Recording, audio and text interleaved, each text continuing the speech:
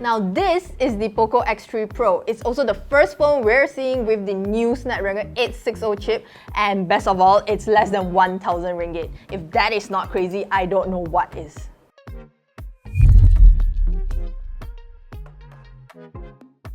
Now it's obvious that this is a budget phone with flagship features, so I'm not expecting it to be a full-fledged premium smartphone. For example, we're getting that smooth 120Hz refresh rate on a 6.67-inch display, but at the same time the X3 Pro is using an LCD panel, pushes Full HD Plus resolution, and doesn't do really well under sunlight.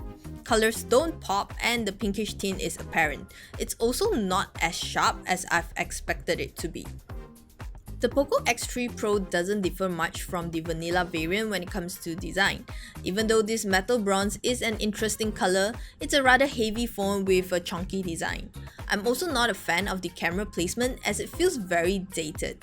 Also, it seems unnecessary for POCO to scream its brand at the back of the phone, and sadly this phone is a fingerprint magnet.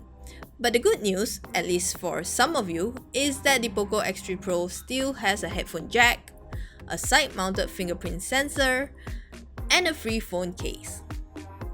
But oh well, what's inside should matter most, and in this case, the X3 Pro has a top-notch Snapdragon 860 chip that can handle games as well as most flagships. Granted, it's a 4G phone, but for its price, you're getting a premium experience without overheating issues that we've seen on the Snapdragon 888 phones. When playing Call of Duty Mobile, the frame rate usually ranges from 60 to 70 frames per second, it feels smooth, no stuttering, and this is even after I select the highest settings.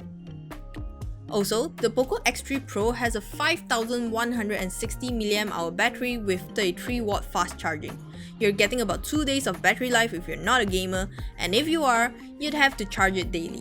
Half an hour's gameplay drained about 10% of its battery, so rest assured that you can game extensively with this phone. Now to the cameras. Truth is, I didn't expect much from its 48MP quad camera setup, but I was pleasantly surprised. Daytime shots are bright and have natural colors when AI is switched off. Exposure is well managed and images look sharp too. The ultra-wide lens is decent color-wise, but you'll notice the loss of details once you crop the picture. Macro shots were acceptable, but it really depends on lighting. Now I was pretty impressed by the low light photos. The POCO X3 Pro's night mode drastically improves the shots by balancing the darker and brighter areas. Photos become much brighter overall, but we're still lacking sharpness in darker situations. Compared to the Galaxy A7 II I reviewed recently, the X3 Pro fares much better under low light situations. Selfies with and without bokeh are up to standards, bokeh effect is quite natural and images are sharp, just avoid overly bright surroundings as it will overexpose your selfies. For 999 ringgit, the POCO X3 Pro is one of the best budget gaming phones out there. You can even get the 8GB plus 256GB variant for an extra 300 ringgit. Sure, the display and design can be better in certain ways, but you also need to remember that you are getting a 120Hz refresh rate, a longer battery life, and an awesome gaming experience. Because of the Snapdragon 860 chip, the POCO X3 Pro is definitely one of the best budget flagships out there and can beat most of its competitors within the price range.